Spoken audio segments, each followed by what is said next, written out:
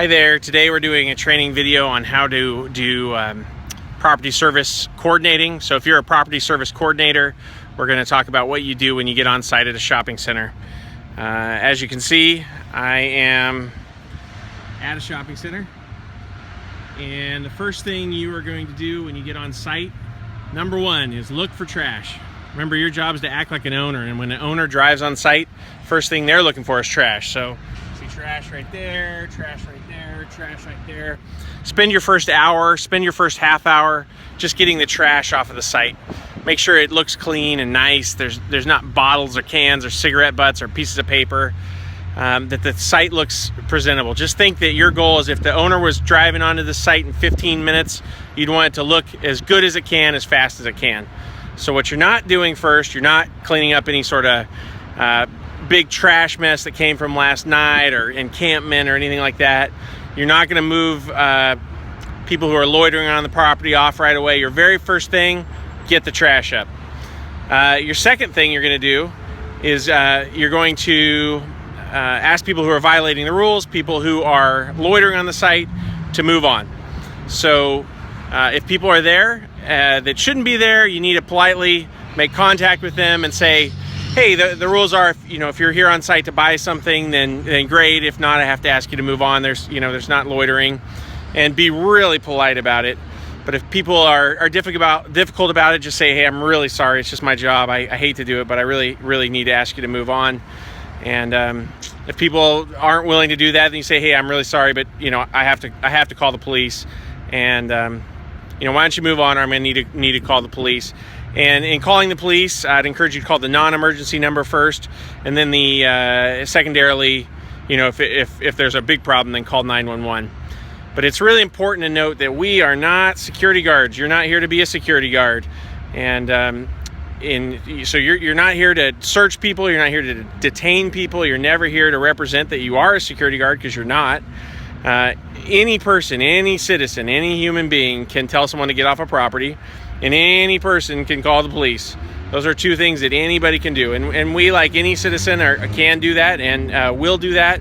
Your job on the property is to represent the landlord, to represent property management, and part of property management is, we can't have people loitering on the property. It's one of the rules. So people need to move on, or we'll call the police. All right, so that's secondarily.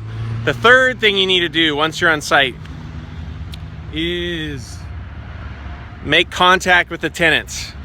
Number 3, make contact with the tenants. Who are the tenants? They're our customers. I'm joking a little bit, but the tenants are the ones that pay the bills. Literally, they send in the rent checks, and they're very important to the health of a shopping center, and they are on the owner's mind. They want to make sure that tenant is happy, because happy tenants pay rent. And so your job on site is to be an ambassador for that. Your job is to communicate with tenants, be friendly to tenants, be helpful to tenants.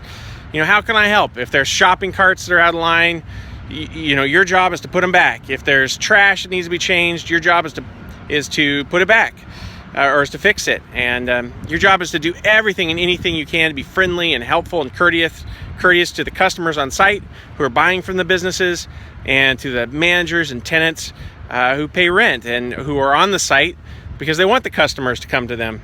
So anything you can do to make that better and offer customer service is great. You should get to know managers on a first name basis. They should like you. They should feel like they can trust you. They should feel like you're an advocate there for them. So that's the third thing, is walk around, make contact with the tenants. So again, the first thing you did was you got all the trash up. You triaged the site. Second thing was you moved loitering people off. Number 3, you made contact with the tenants. Number 4, you're going to go around and change all the trash cans out. If you haven't done this yet because there was something overflowing, then you're going to go and do all your normal day portering.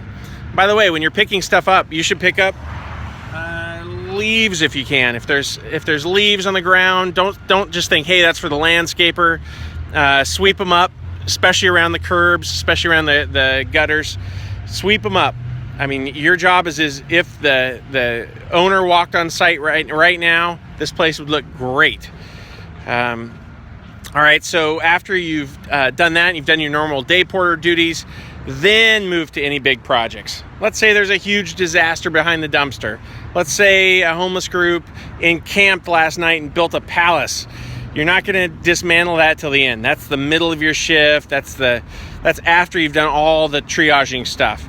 I mean, unless that encampment is right front and center of the shopping center, which it usually isn't.